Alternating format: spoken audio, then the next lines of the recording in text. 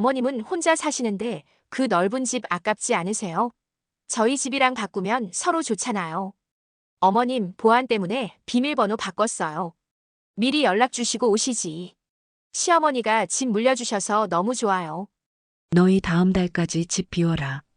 어머님이 주신 거 아니에요. 민준이 교육 위해서요. 언제 줬어? 빌려준 거야. 약속한 거 아니야? 아들과 며느리 사연으로 찾아왔습니다. 사연 들어보시고 여러분의 의견도 댓글 부탁드려요.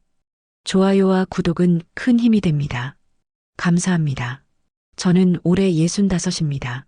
남편을 일찍 여의고 혼자 힘으로 아들 하나를 키워냈죠. 쉬운 일은 아니었습니다. 아침 일찍 나가서 밤늦게 들어오는 날들이 얼마나 많았는지 모릅니다. 남편이 세상을 떠났을 때 저는 막막했습니다. 그래도 아들만큼은 제대로 키워야겠다는 생각뿐이었죠. 남편이 남긴 사망보험금으로 20년 전 강남 대치동에 30평대 아파트를 샀습니다. 당시만 해도 지금처럼 비싸지 않았어요. 그래도 제게는 목돈이었죠. 이 집이 제 유일한 재산입니다. 남편이 남긴 마지막 선물이자 아들에게 물려줄 전부였어요. 그래서 더 소중했습니다. 매달 관리비 내는 것도 빠듯했지만 버텼죠. 아들은 공부를 정말 잘했습니다. 서울대를 나와서 대기업에 취직했어요. 얼마나 자랑스러웠는지 모릅니다. 제가 고생한 보람이 있구나 싶었죠. 친구들한테 자랑도 많이 했습니다. 그런데 문제가 하나 있었습니다. 아들이 연애를 통 못하더라고요. 공부만 하느라 여자친구 한 번 제대로 사귀어 본 적이 없었습니다. 성격도 소극적이고 말수도 적었어요. 20대에는 그러려니 했습니다. 30대 초반까지도 괜찮다고 생각했죠. 그런데 35이 넘어가니 조바심이 나기 시작했어요. 주변에서 선 보라고 권했지만 아들은 싫다고만 했습니다. 엄마, 저 혼자 살래요. 아들이 그렇게 말할 때마다 가슴이 철렁했습니다. 손주를 보는 건 이미 포기한 상태였어요. 혼자 늙어가는 아들을 생각하니 마음이 아팠죠. 그러던 어느 날이었습니다. 교회 다니는 친구가 연락을 해왔어요. 좋은 아가씨 있는데 내 아들 한번 만나볼래? 저는 솔직히 기대하지 않았습니다. 이미 몇 번 선을 봤지만 다 실패했거든요. 그래도 혹시나 하는 마음에 아들을 설득했죠. 한 번만 만나봐라. 엄마 부탁이다. 마지못해 나간 아들이 그 여자분과 사귀기 시작했습니다. 믿기지 않았어요. 그 소극적이던 아들이 데이트를 한다니 말입니다.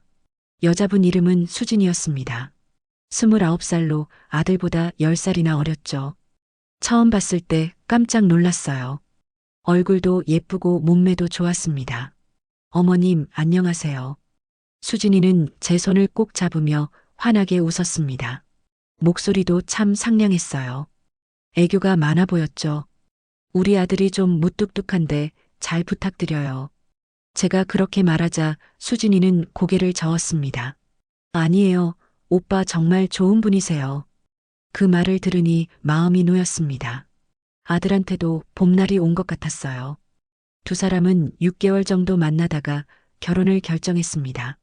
수진이 집안은 그리 넉넉하지 않았어요. 부모님이 지방에서 작은 가게를 하신다고 했습니다. 하지만 저는 상관없었죠.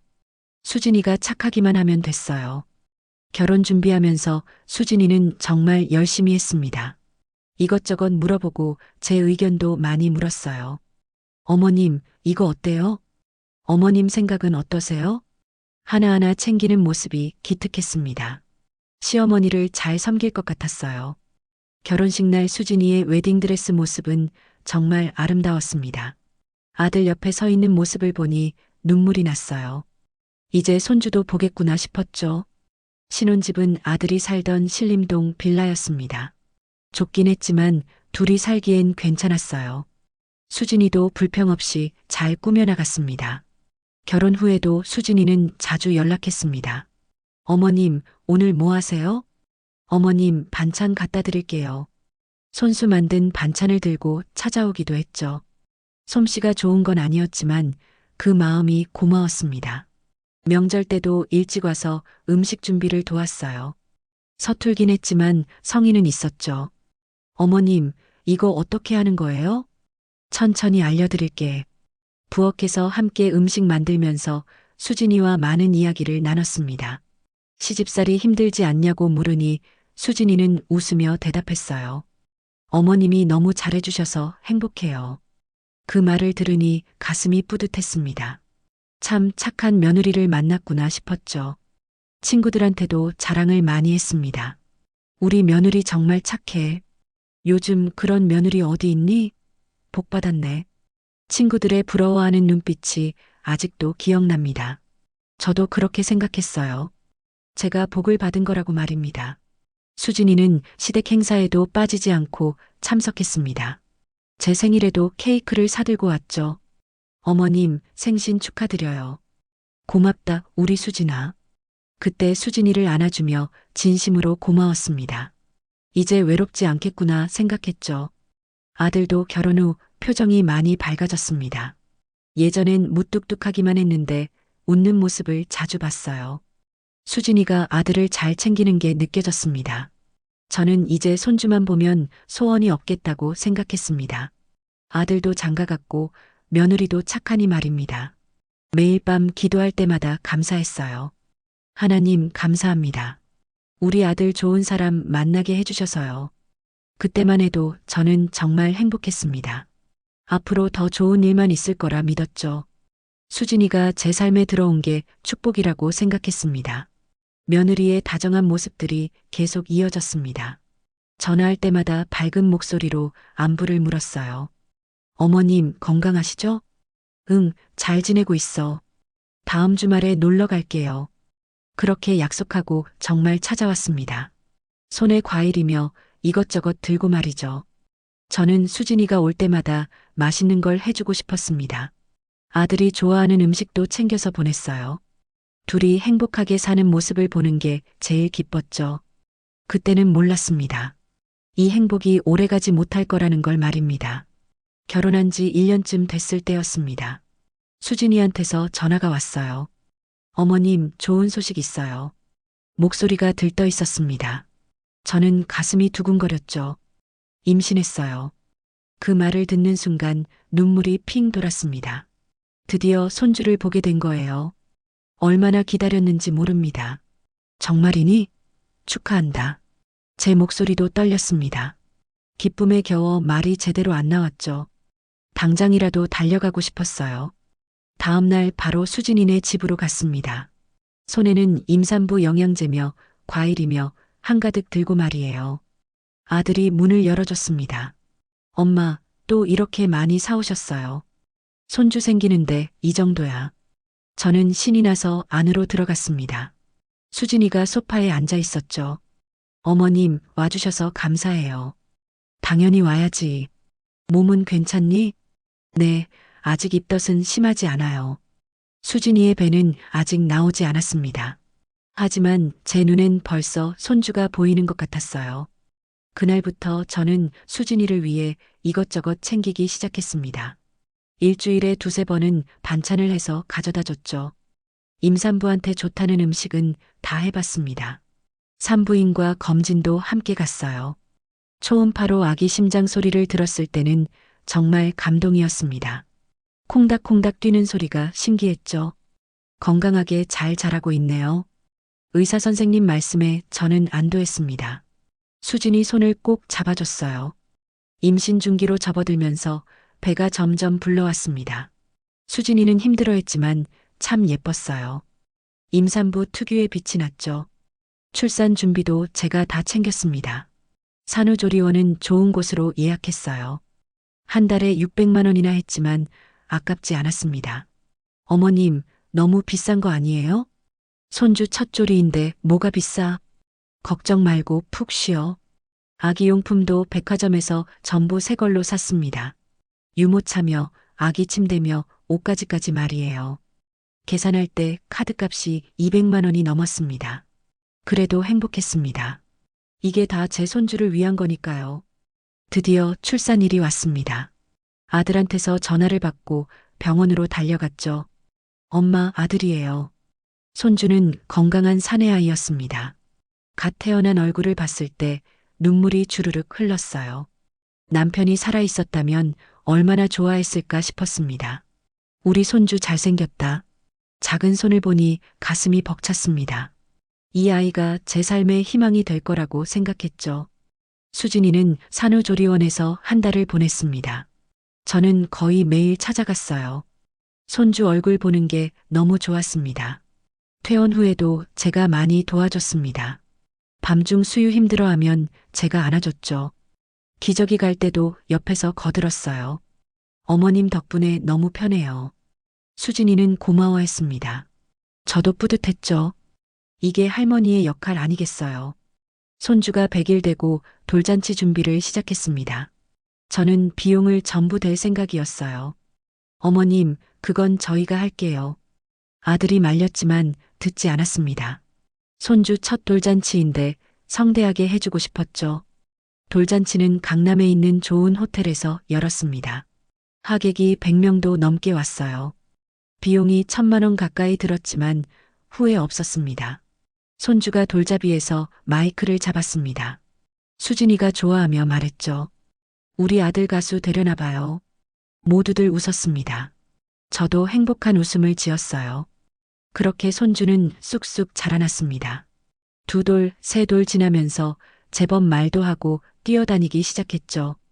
저는 틈만 나면 손주를 보러 갔습니다. 손주가 4살이 되던 해였습니다. 어느 날 수진이네 집에 갔을 때 수진이가 말을 꺼냈어요. 어머님, 내년이면 민준이 유치원 가야 해요. 손주 이름은 민준이었습니다. 저는 고개를 끄덕였죠. 벌써 그렇게 컸구나. 요즘 유치원도 좋은데 보내야 한대요. 영어 유치원이랑 놀이학교랑 고민 중이에요. 수진이는 진지한 표정이었습니다. 저는 대수롭지 않게 생각했어요. 그래, 그럼 좋은데 알아봐. 근데 신림동은 학군이 별로래요. 수진이의 목소리에 아쉬움이 묻어났습니다. 저는 그게 뭔가 이상했죠. 며칠 후 또 집에 갔을 때였습니다. 수진이가 또 같은 얘기를 꺼냈어요. 어머님, 대치동 학군 정말 좋다면서요. 그래, 거기는 유치원도 좋고 학원도 많지. 민준이 친구 엄마들도 다 대치동으로 이사 간대요.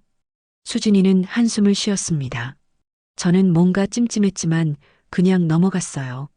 그런데 일주일 뒤 또 같은 말을 꺼냈습니다. 이번엔 조금 달랐죠. 어머님은 혼자 사시는데 그 넓은 집이 아깝지 않으세요? 그 순간 저는 깨달았습니다. 수진이가 뭘 원하는지 말이에요. 30평이나 되잖아요. 어머님 혼자 쓰시기엔 너무 크지 않아요? 수진이의 눈빛이 반짝였습니다. 저는 뭐라 대답해야 할지 몰랐죠. 우리 집은 좁아서 민준이 키우기 불편해요. 방도 하나밖에 없고요. 수진이는 계속 말을 이어갔습니다. 저는 불편한 기분이 들었어요. 민준이 유치원 친구들 집은 다 대치동이래요. 얼마나 부러운지 몰라요. 수진이는 애처로운 표정을 지었습니다. 제 마음이 흔들리기 시작했죠. 며칠 뒤 아들한테서 전화가 왔습니다. 엄마, 수진이랑 얘기 좀 했어요? 무슨 얘기? 집 바꾸는 거요. 우리가 대치동으로 가고 엄마는 여기로 오시면 어떨까 해서요. 아들도 수진이 편이었습니다. 저는 당황스러웠죠.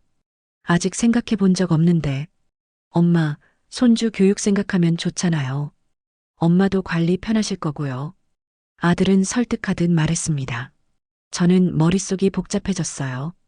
빌라는 작아서 청소하기도 쉽고 관리비도 적게 나와요. 아들의 말이 계속 이어졌습니다. 저는 할 말이 없었죠. 그날 밤 잠을 설쳤습니다.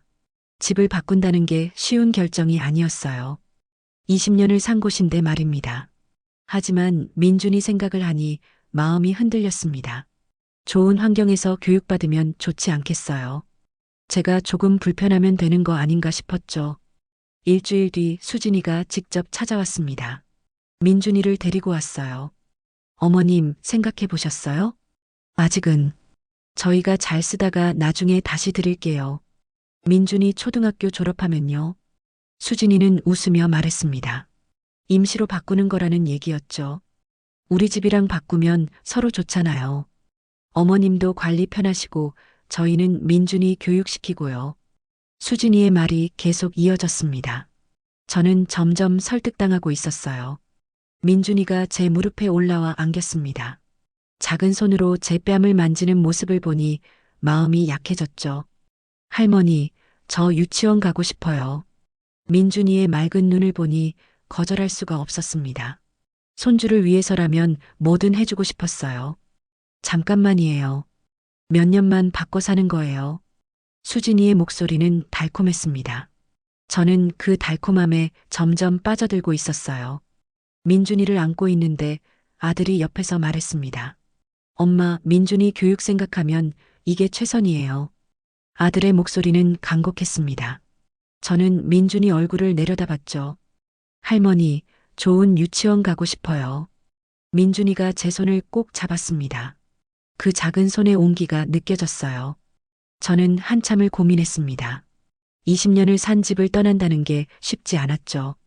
하지만 손주 앞에서는 할머니가 약해지는 법입니다. 알았다. 바꿔 살자. 제 입에서 그 말이 나왔습니다. 수진이 얼굴이 환해졌어요. 어머님, 정말요? 감사합니다. 수진이는 제 손을 꼭 잡았습니다. 하지만 저는 한 가지만 확실히 하고 싶었죠. 초등학교 졸업할 때까지만이다. 그때 되면 다시 바꾸는 거야. 네, 당연하죠. 약속드릴게요. 수진이는 고개를 연신 끄덕였습니다. 아들도 옆에서 거들었어요. 엄마, 걱정 마세요. 잠깐만이에요. 저는 그 말을 믿었습니다. 아니, 믿고 싶었던 거겠죠. 일주일 뒤부터 이사 준비가 시작됐습니다. 20년 동안 모은 물건들이 정말 많았어요. 책장 하나, 서랍장 하나에도 추억이 묻어 있었습니다. 남편이 살아있을 때 함께 산 가구들도 있었습니다. 거실 소파는 남편이 직접 고른 거였죠. 안방 화장대는 결혼 20주년 때 선물 받은 겁니다. 하나하나 정리하면서 눈물이 났습니다. 이 집에서 남편을 떠나보냈고 아들을 키웠습니다. 기쁜 일도 슬픈 일도 다 이곳에서 겪었죠. 엄마, 괜찮으세요? 아들이 걱정스러운 표정으로 물었습니다. 저는 고개를 끄덕였어요. 응, 괜찮아. 하지만 괜찮지 않았습니다. 가슴 한편이 무너지는 것 같았죠. 이사 날이 왔습니다. 이사 짐센터 기사님들이 와서 짐을 쌌어요. 큰 트럭에 제 물건들이 실렸습니다. 신림동 빌라는 대치동 아파트보다 훨씬 작았습니다. 15평도 안 되는 공간이었죠. 들어가는 순간 답답함이 느껴졌어요. 어머님, 여기 깨끗하죠? 수진이가 먼저 와서 청소를 해뒀다고 했습니다.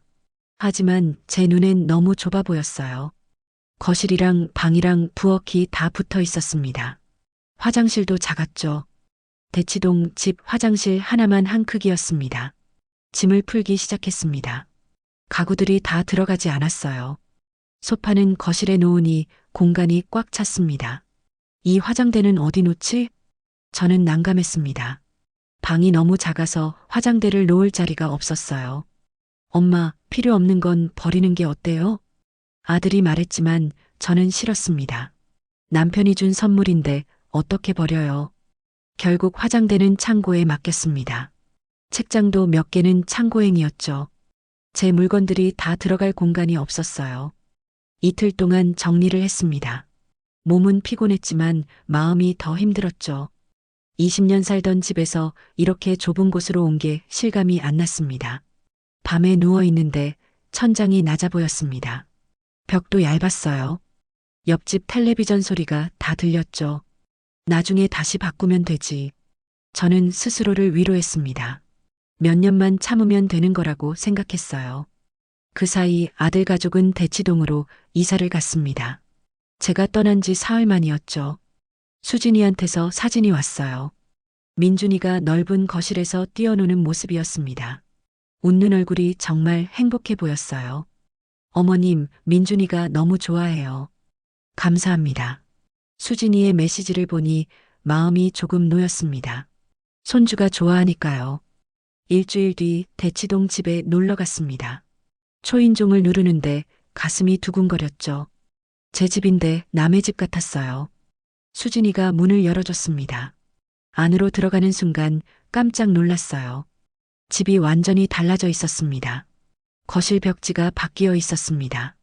제가 좋아하던 베이지색이 아니라 새하얀 벽이었죠. 바닥도 달랐어요. 어머님, 인테리어 좀 했어요. 수진이는 태연하게 말했습니다. 저는 할 말이 없었죠. 주방도 완전히 바뀌어 있었습니다. 싱크대 색깔이 달랐어요. 타일도 새로 붙였더군요. 어머님 취향이 좀 낡아서 저희 스타일로 고쳤어요. 수진이는 웃으며 말했습니다. 저는 가슴이 답답했어요. 제가 20년 동안 가꾼 집인데 말입니다. 안방도 들어가 봤습니다. 침대가 새 걸로 바뀌어 있었죠. 커튼도 달랐어요. 침대 너무 오래됐길래 새로 샀어요. 어때요? 예쁘죠? 수진이는 자랑하듯 말했습니다. 하지만 저는 슬펐어요. 남편과 함께 쓰던 침대였는데 말이죠. 민준이 방도 새로 꾸며져 있었습니다. 벽에 알록달록한 벽지가 붙어 있었어요. 장난감도 가득했습니다. 민준아, 할머니 왔어. 민준이가 달려와 안겼습니다. 그래도 손주 얼굴을 보니 기분이 조금 나아졌죠. 할머니, 내 방 예쁘지? 그래, 예쁘구나. 저는 웃으며 대답했습니다. 하지만 속으론 복잡했어요. 거실에 앉아서 차를 마셨습니다. 제가 늘 앉던 자리에 수진이가 앉아 있었죠. 어머님, 여기 정말 좋아요. 학교도 가깝고 학원도 많고요. 수진이는 신이 나서 이야기했습니다. 저는 그저 고개만 끄덕였어요. 민준이 유치원도 벌써 정했어요. 영어 유치원인데 완전 좋대요.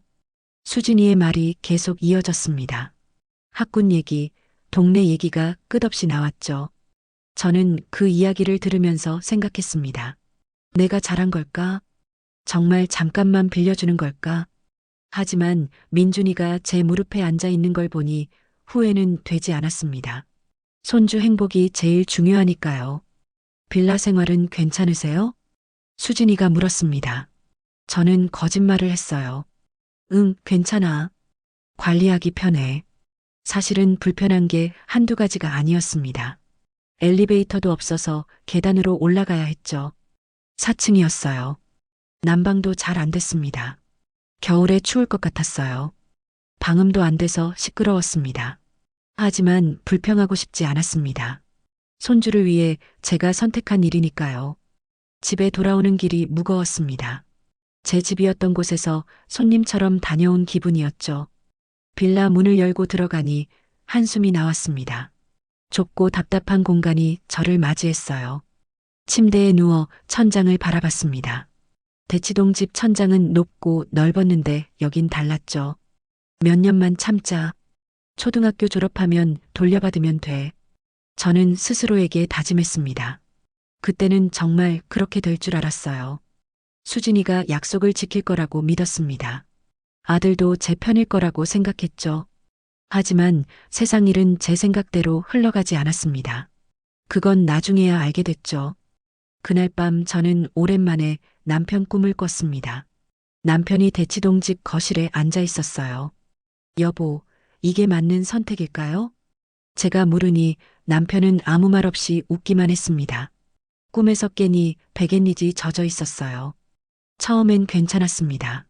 손주를 위한 일이라고 생각하면 마음이 편했죠. 빌라가 좁고 불편해도 참을 수 있었어요.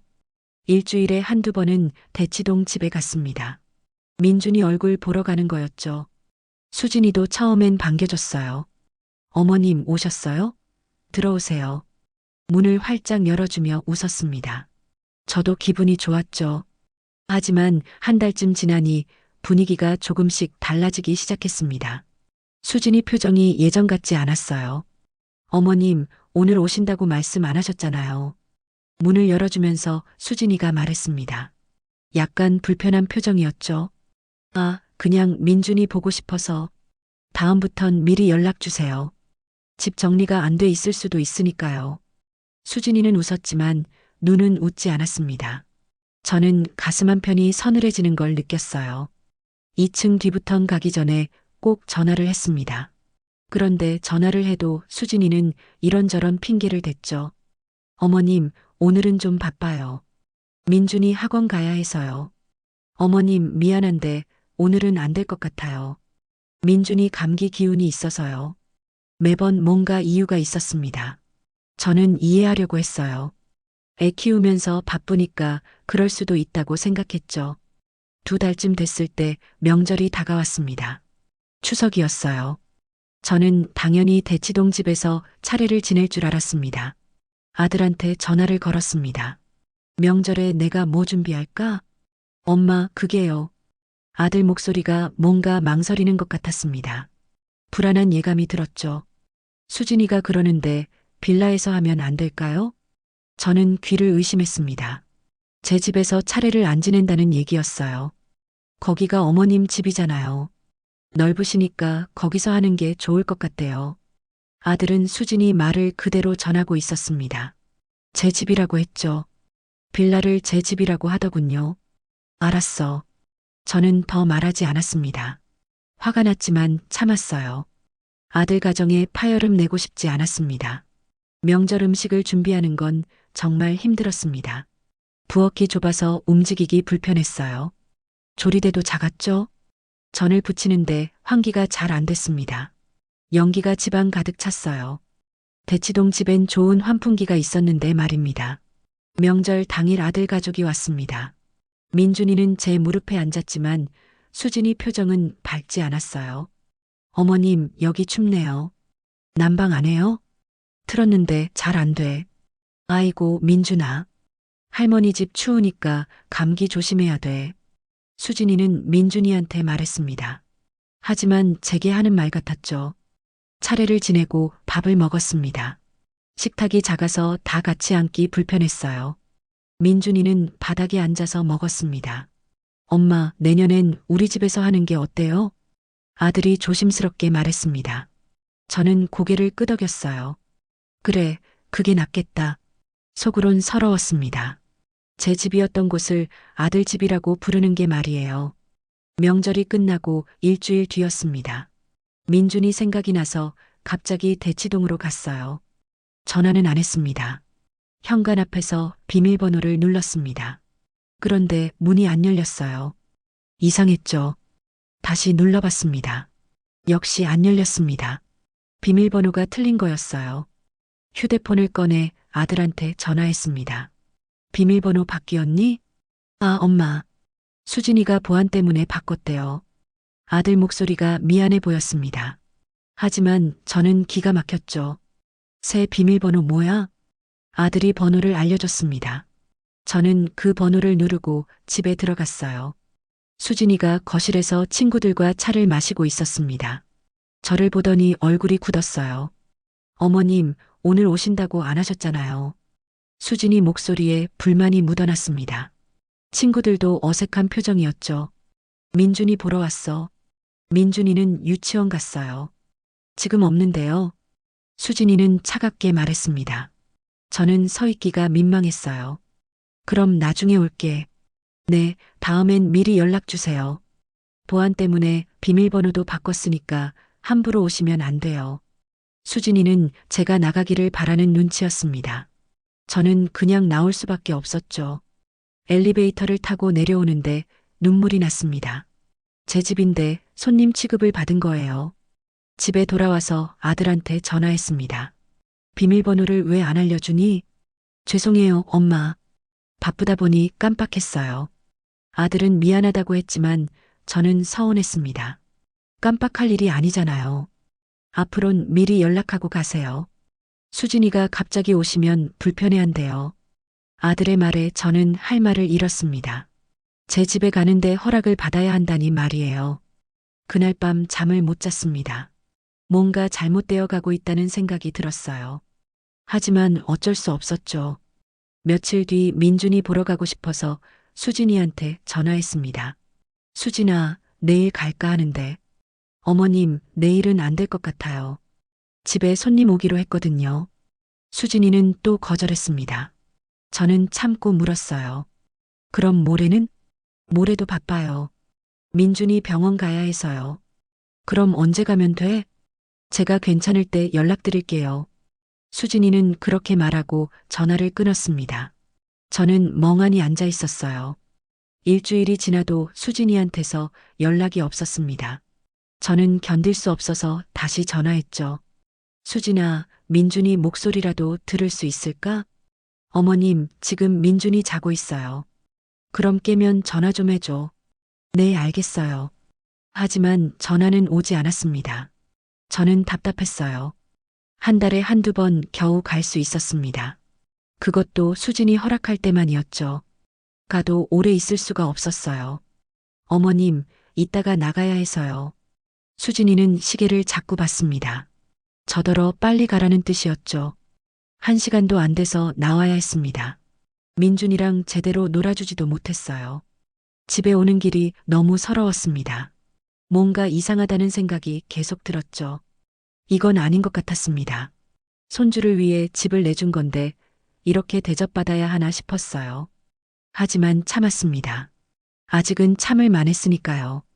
몇 년만 지나면 다시 돌려받을 수 있다고 생각했죠. 수진이가 약속을 지킬 거라고 믿고 싶었습니다. 아들도 제 편일 거라고 생각했어요. 그런데 그게 제 착각이었다는 걸 나중에 알게 됐습니다. 수진이의 태도는 점점 더 차갑게 변해갔죠. 저는 그때 깨달았어야 했습니다. 뭔가 잘못되어 가고 있다는 걸 말입니다. 하지만 손주 생각에 눈이 멀어 있었어요. 민준이만 보면 다 용서가 됐으니까요. 그게 제 실수였습니다. 그때 단호하게 말했어야 했죠. 하지만 할머니 마음이란 게 그렇더라고요. 밤마다 천장을 보며 생각했습니다. 언제쯤 다시 제 집으로 돌아갈 수 있을까 하고 말입니다. 그렇게 몇 달이 더 흘렀습니다. 어느 날 문득 민준이가 너무 보고 싶었어요. 전화를 하려다가 그냥 가보기로 했죠. 수진이한테 거절당하기 싫었습니다. 그래서 연락 없이 갔어요. 손에는 민준이 좋아하는 과일을 들고 말입니다. 대치동 아파트 앞에 도착했습니다. 새 비밀번호를 눌러 현관문을 열었죠. 엘리베이터를 타고 올라가는 동안 가슴이 두근거렸어요. 초인종을 눌렀습니다. 안에서 웃음소리가 들렸죠. 여러 명인 것 같았어요. 문이 열렸습니다. 수진이 얼굴이 보였죠. 웃음기가 싹 사라졌어요. 어머님? 수진이 목소리가 놀라서 떨렸습니다. 뒤에서 여자들 목소리가 들렸어요. 수진아, 누구야? 아, 잠깐만요. 수진이는 문을 거의 닫다시피 하고 밖으로 나왔습니다. 저를 현관 밖에 세워둔 채였죠. 어머님, 오늘 오신다고 안 하셨잖아요. 민준이 보고 싶어서 지금 친구들이랑 모임 중이에요. 오늘은 좀 곤란한데요. 수진이는 난처한 표정을 지었습니다. 아니, 귀찮아하는 표정이었어요. 제가 불청객이 된 기분이었죠. 그럼 민준이만 잠깐 볼게. 민준이도 친구 엄마들이랑 놀고 있어요. 나중에 연락드릴게요. 수진이는 저를 돌려보내려고 했습니다. 하지만 그때 안에서 목소리가 들렸어요. 수진아, 빨리 와. 케이크 자르게. 네, 지금 갈게요. 수진이는 안을 돌아봤다가 다시 저를 봤습니다. 빨리 가달라는 눈빛이었죠. 어머님, 죄송한데 오늘은 정말 안 돼요. 다음에 오세요. 저는 할 말이 없었습니다. 그냥 고개를 끄덕일 수밖에 없었어요. 그래, 알았어. 그럼 나중에. 돌아서는데 가슴이 답답했습니다. 제 집인데 들어가지도 못하고 쫓겨나는 기분이었죠. 엘리베이터를 기다리는데 문이 살짝 열린 틈으로 소리가 들렸습니다. 수진이가 안으로 들어가면서 친구들과 얘기하는 소리였어요. 미안해요. 시어머니가 갑자기 오셔서. 괜찮아. 근데 집 정말 좋다. 부러워. 감사하죠. 시어머니가 물려주셨거든요. 수진이가 자랑하듯 말하는 소리가 들렸습니다. 저는 엘리베이터 버튼을 누른 손이 떨렸어요. 물려줬다는 말에 어이가 없었습니다. 빌려준 건데 물려줬다니 말이에요. 명의는 아직 제 이름인데 말입니다. 역시 대치동이 최고야. 학군도 좋고. 맞아요. 우리 민준이도 여기 와서 영어 실력이 늘었어요. 친구들과 수진이의 대화가 계속 들렸습니다. 저는 참을 수 없어서 계단으로 내려갔어요. 집에 오는 길이 멀게 느껴졌습니다. 지하철을 타고 앉아 있는데 눈물이 났어요. 사람들 앞에서 울 수는 없어서 참았죠. 빌라에 도착해서 문을 닫고 나니 주저앉고 싶었습니다. 뭔가 단단히 잘못되어 가고 있다는 생각이 들었어요. 수진이는 완전히 자기 집처럼 굴고 있었습니다. 친구들한테 물려받았다고 자랑까지 하더군요. 저는 그저 어이가 없었죠. 하지만 참기로 했습니다. 그 정도까지는 봐줄 수 있다고 생각했어요. 젊은 사람이니까 허영심이 있을 수 있다고 말입니다. 며칠 뒤 아들한테 전화가 왔습니다. 엄마, 저번에 갑자기 오셨다면서요?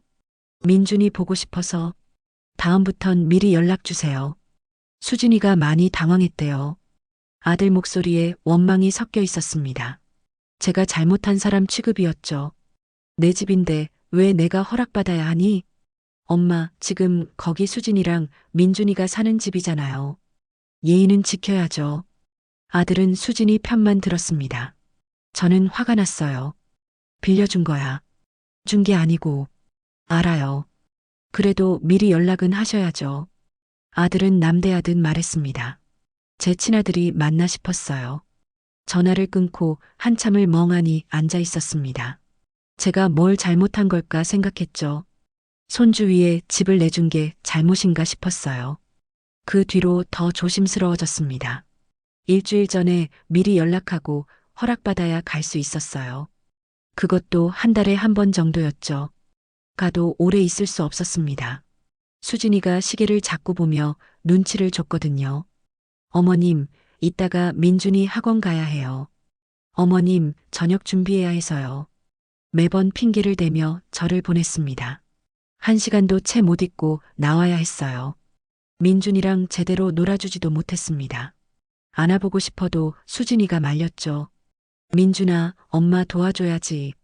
할머니는 이제 가셔야 해. 민준이를 데리고 가버렸습니다. 저는 현관에 서서 신발을 신어야 했어요. 점점 더 멀어지는 게 느껴졌습니다. 손주도 이제 저를 낯설어 하는 것 같았어요. 한 달에 한 번씩만 보니 당연했죠. 명절도 달라졌습니다. 설날이 다가왔는데 아들한테서 연락이 없었어요. 제가 먼저 전화했죠. 설날에 우리 집에서 하는 거지? 엄마, 그게요. 또 그 말투였습니다. 뭔가 안 좋은 얘기가 나올 때의 말투였어요. 수진이 친정에서 하기로 했어요. 뭐?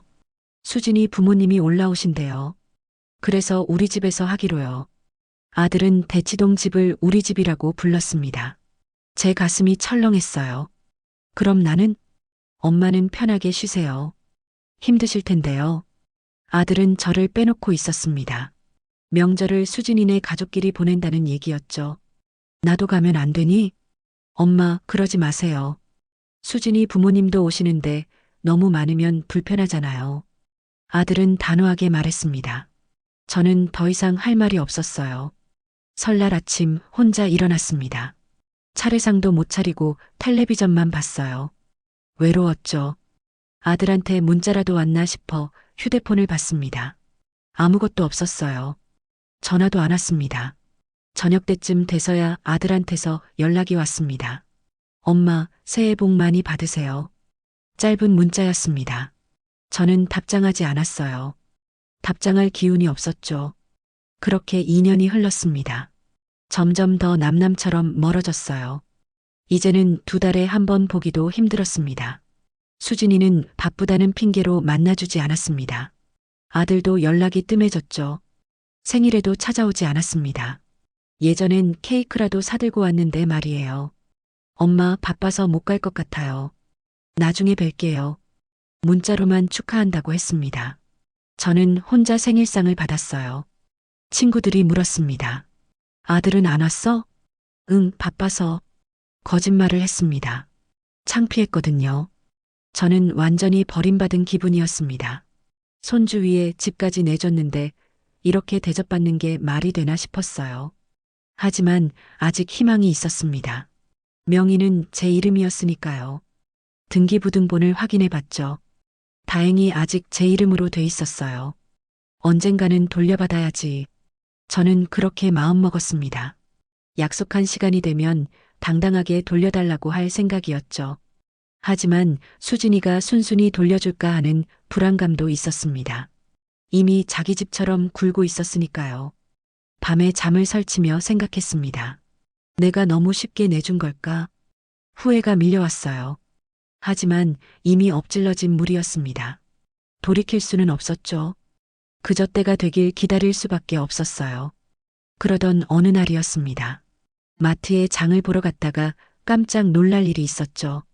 주차장에서 수진이를 봤습니다. 외제차에서 내리고 있었어요. 검은색 벤츠였죠. 수진이 손에는 명품 가방이 들려 있었습니다. 제가 봐도 비싼 게 티가 났어요. 옷도 화려했죠. 저는 멀찌감치 서 지켜봤습니다. 민준이도 함께였어요. 민준이가 입은 옷도 브랜드 옷 같았습니다. 민준아, 이거 사줄까? 수진이는 민준이한테 장난감을 보여줬습니다. 비싼 로봇 장난감이었죠. 응, 좋아. 그래, 엄마가 사줄게. 수진이는 망설임 없이 카트에 넣었습니다. 저는 가슴이 답답했어요. 아들 월급이 그렇게 많지 않다는 걸 알고 있었습니다. 그런데 저렇게 쓰면 저축은 어떻게 하나 싶었죠. 집으로 돌아와서도 그 장면이 머릿속을 떠나지 않았습니다. 외제차에 명품 가방에 비싼 장난감이라니 말이에요. 며칠 뒤 우연히 아들 회사 동료 어머니를 만났습니다. 교회에서 마주쳤죠. 아이고, 사모님. 오랜만이에요. 그러게요. 잘 지내셨어요? 아드님 집 대치동으로 옮기셨다면서요? 부럽더라고요. 그 어머니는 부러워했습니다. 저는 쓴웃음이 나왔어요. 그런데 며느리분이 돈을 꽤 쓰시나 봐요. 우리 아들이 그러는데 회식 때 며느리분 명품 얘기 나온다고요. 그 말에 저는 귀가 번쩍 뜨였습니다.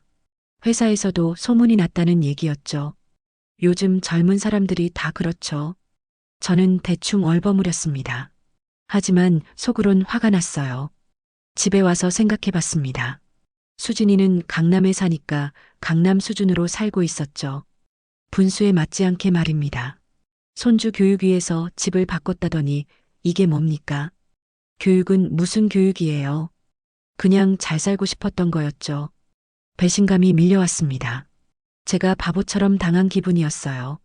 그날 밤 잠을 이룰 수가 없었습니다. 이대로는 안 되겠다는 생각이 들었죠. 돌려받아야겠다고 결심했습니다. 다음 날 아침 일찍 구청에 갔습니다. 등기부등본을 떼러 간 거예요. 창구 직원이 서류를 건네줬습니다. 저는 떨리는 손으로 받았죠. 다행히 명의는 제 이름 그대로였습니다. 수진이가 멋대로 바꾸지는 않았더군요. 안도의 한숨이 나왔습니다. 아직 제 집이었어요. 법적으로는 제 소유였죠. 집으로 돌아와 등기부등본을 책상에 펼쳐놨습니다. 한참을 들여다봤어요. 이제 어떻게 할까 고민했습니다. 그냥 참고 살까? 아니면 돌려받을까? 하지만 결론은 정해져 있었습니다. 돌려받아야 했어요. 이대로는 안 됐습니다. 저는 더 이상 호구가 아니었습니다. 선의를 악용당할 수는 없었죠. 휴대폰을 들고 아들 번호를 눌렀습니다. 신호음이 울렸어요. 가슴이 두근거렸죠. 엄마, 무슨 일이세요? 아들 목소리가 들렸습니다. 저는 심호흡을 했어요. 너희 다음 달까지 집 비워라. 네. 갑자기 무슨 소리세요? 아들은 당황한 목소리였습니다. 하지만 저는 단호했죠. 빌려준 거니까 돌려받겠다. 다음 달 말까지 나가라. 엄마, 지금 농담하시는 거죠? 농담 아니야. 진심이다. 저는 떨리는 목소리로 말했습니다. 아들은 한참 말이 없었어요. 엄마, 왜 그러세요? 무슨 일 있어요? 민준이 초등학교 졸업하면 돌려준다고 했지. 근데 지금 보니까 약속 지킬 것 같지 않더라. 무슨 말씀이세요? 저희가 언제요? 아들은 발뺌하려 했습니다. 저는 참았던 말을 쏟아냈어요. 수진이 외제차 타고 명품 가방 들고 다니더라. 그게 교육비로 쓸 돈이냐? 그건 분수에 맞게 살아야지. 강남 산다고 강남 사람처럼 살면 어떡하니? 저는 목소리를 높였습니다. 참았던 화가 터져 나왔죠. 엄마, 진정하세요. 얘기 좀 합시다. 할 얘기 없어. 다음 달까지 나가. 원래대로 돌아가는 거야.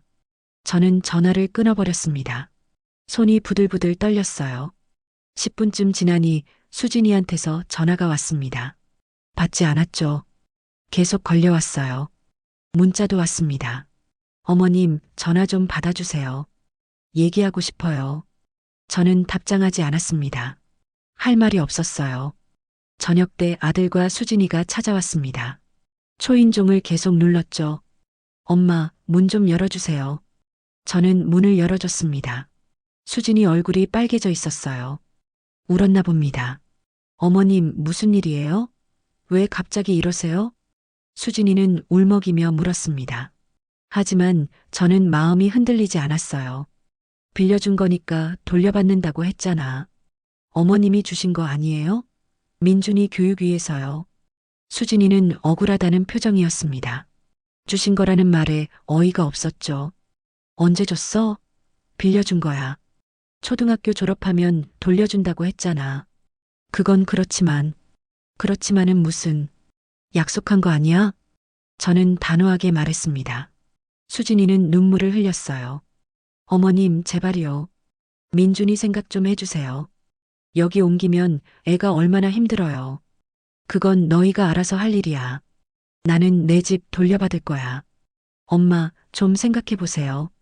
민준이가. 아들도 거들었지만 저는 듣지 않았습니다. 이미 결심한 일이었죠. 다음 달 말까지 나가. 이사 준비해. 어머님. 수진이는 울부짖었지만 소용없었습니다. 저는 단호했어요. 나가줘. 더 이상 할 말 없어. 저는 두 사람을 내보냈습니다. 문을 닫는데 가슴이 두근거렸죠. 하지만 후회는 없었습니다. 당연한 일을 한 거였어요. 제 집을 되찾는 거였죠. 그날 밤 오랜만에 푹 잤습니다. 속이 시원했어요. 이제 제자리로 돌아가는 거였죠. 다음 날 아침 아들한테서 문자가 왔습니다. 엄마, 정말 마음 바꾸실 생각 없으세요? 저는 답장했습니다. 없다. 다음 달까지 나가라. 더 이상 흔들리지 않았습니다. 이건 제 권리였어요. 당당하게 찾는 거였죠.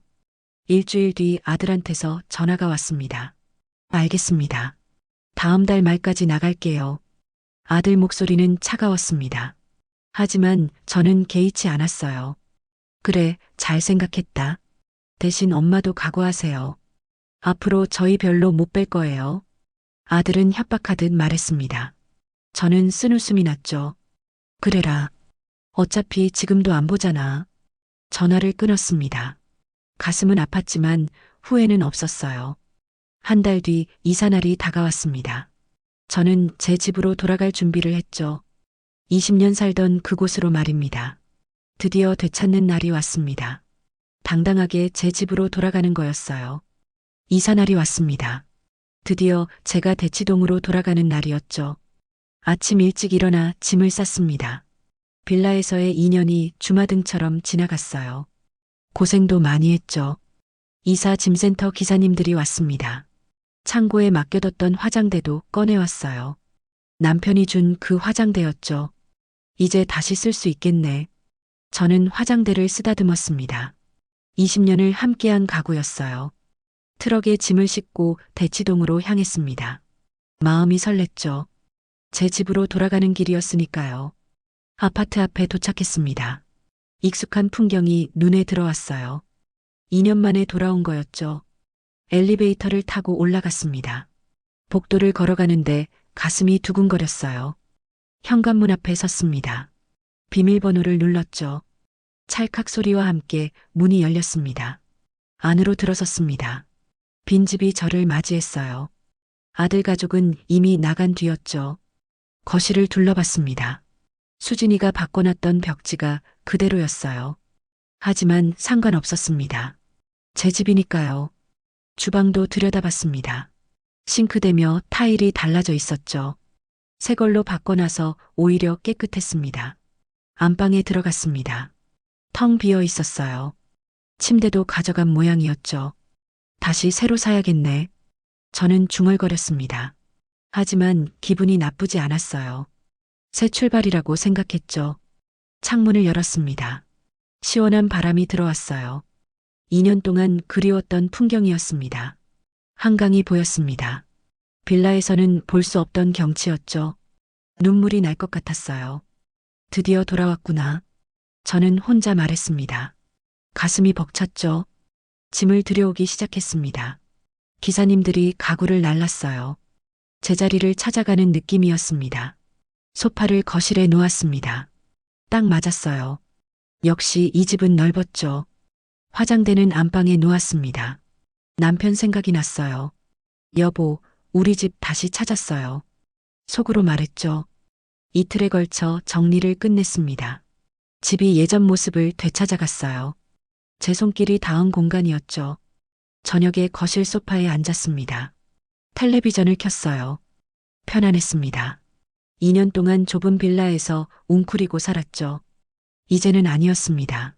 당당하게 제 집에서 사는 거였어요. 며칠 뒤 수진이한테서 전화가 왔습니다. 받지 않았죠. 문자도 왔어요. 어머님, 정말 서운해요. 어떻게 이러실 수 있어요? 수진이는 서운함을 토로했습니다. 하지만 저는 흔들리지 않았어요. 일주일쯤 지나니 아들한테서 연락이 왔습니다. 엄마, 이러시면 저희랑 연 끊으시는 거예요. 아들은 협박조로 말했습니다. 저는 차분하게 대답했죠. 내 가정은 내가 책임져라. 나는 내 삶을 살겠다. 정말 그러실 거예요? 그래. 앞으론 적당한 거리를 두고 지내자. 저는 단호하게 말했습니다. 아들은 한숨을 쉬더군요. 알겠습니다. 엄마 뜻대로 하세요. 전화가 끊어졌습니다. 가슴 한편이 아팠지만 어쩔 수 없었어요. 이게 맞는 길이었죠. 한 달쯤 지났을 때 민준이 생일이 다가왔습니다. 예전 같았으면 선물을 잔뜩 사들고 갔을 거예요. 하지만 이번엔 달랐습니다. 백화점 상품권만 보냈죠. 직접 가지 않았어요. 민준아, 생일 축하한다. 할머니가 문자로만 보냈습니다. 과거처럼 헌신하지 않기로 한 거였죠. 며칠 뒤 수진이한테서 문자가 왔습니다. 어머님, 민준이 생일인데 안 오시는 거예요? 저는 짧게 답했습니다. 바빠서 못 가겠다. 상품권 보냈으니 사주렴. 더 이상 설명하지 않았습니다. 예전처럼 눈치 볼 필요가 없었어요. 추석이 다가왔습니다. 아들한테서 연락이 왔죠. 엄마, 명절에 뵐 수 있을까요? 너희끼리 잘 보내라. 나는 편하게 쉴 거다. 민준이도 할머니 보고 싶어 해요. 아들은 설득하려 했습니다. 하지만 저는 마음을 바꾸지 않았어요. 보고 싶으면 평소에 자주 오지. 명절에만 생각나는 할머니 아내. 엄마, 할 얘기 끝났으면 끊을게. 전화를 끊었습니다. 마음이 편했어요. 명절 당일 집에서 혼자 보냈습니다. 간단하게 음식을 차려 먹었죠. 외롭지 않았어요. 친구한테 전화를 걸었습니다. 야, 저녁에 뭐 해? 차 한잔 할래? 좋지. 나가자. 친구와 만나 카페에서 수다를 떨었습니다. 오랜만에 웃었어요. 행복했죠? 너 요즘 표정 좋아졌다. 무슨 일 있어? 응, 내 집 되찾았거든. 잘했다. 당연히 찾아야지. 친구는 제 편을 들어줬습니다. 속이 시원했어요. 집에 돌아와 거실에 앉았습니다. 넓은 공간이 편안했죠. 이게 제 자리였습니다. 저는 스스로에게 다짐했습니다. 내 선의를 당연하게 여기는 관계는 이제 끝이라고 말이에요. 앞으로는 제 삶을 살 거였습니다. 누구 눈치 보지 않고 당당하게 말이죠. 몇 달이 흘렀습니다. 가끔 아들한테서 연락이 왔어요. 저도 답장은 했죠. 하지만 예전처럼은 아니었습니다. 민준이 생일이나 명절 때만 연락했습니다. 적당한 거리를 유지하는 거였어요. 직접 만나는 건 1년에 두세 번 정도였습니다. 그것도 제가 원할 때만이었죠. 어느 날 아들이 찾아왔습니다. 민준이와 함께였어요. 엄마, 안녕하세요. 그래, 들어와. 민준이는 많이 컸습니다. 저를 보더니 어색하게 웃었죠. 할머니, 보고 싶었어요. 그래, 할머니도. 민준이를 안아줬습니다. 여전히 사랑스러웠어요. 하지만 예전처럼 막 퍼주진 않았죠. 민준아, 간식 먹을래? 네. 간단히 과일만 깎아줬습니다. 예전 같았으면 이것저것 잔뜩 차려줬을 거예요. 아들은 불편한 표정이었습니다. 하지만 뭐라 하지 않았죠. 1시간쯤 있다가 돌아갔습니다. 저는 배웅하며 말했어요. 조심히 가라. 연락하고. 네, 엄마. 건강하세요. 아들은 미안한 표정이었습니다. 하지만 저는 담담했죠. 문을 닫고 거실로 돌아왔습니다. 다시 혼자만의 공간이 됐어요. 저녁을 간단히 먹고 소파에 앉았습니다. 텔레비전을 보며 차를 마셨죠. 평화로웠습니다. 이게 제가 원하던 삶이었어요. 밤에 침대에 누웠습니다. 천장을 바라봤죠. 높고 넓은 천장이었습니다. 이제 제대로 사는 거야. 저는 혼잣말을 했습니다. 마음이 편했어요. 손주도 사랑하지만 제 삶도 소중했습니다. 누군가의 호구로 살 수는 없었죠. 당당하게 제 집에서 살면서 제 노후를 즐기기로 했습니다. 필요할 때만 연락하는 관계였어요. 그게 건강한 거리였습니다. 서로를 존중하는 관계였죠. 창밖을 내다봤습니다. 한강의 불빛이 반짝였어요. 아름다운 야경이었습니다. 2년 동안 보지 못했던 풍경이었죠. 이제 매일 볼 수 있었어요. 저는 웃었습니다. 진심으로 행복한 웃음이었죠. 제 집에서 제 삶을 사는 것, 그게 얼마나 소중한지 깨달았습니다. 앞으로도 이렇게 살 거였습니다. 누구 눈치 보지 않고 당당하게 말이에요. 그게 제가 선택한 길이었습니다. 후회 없는 선택이었죠.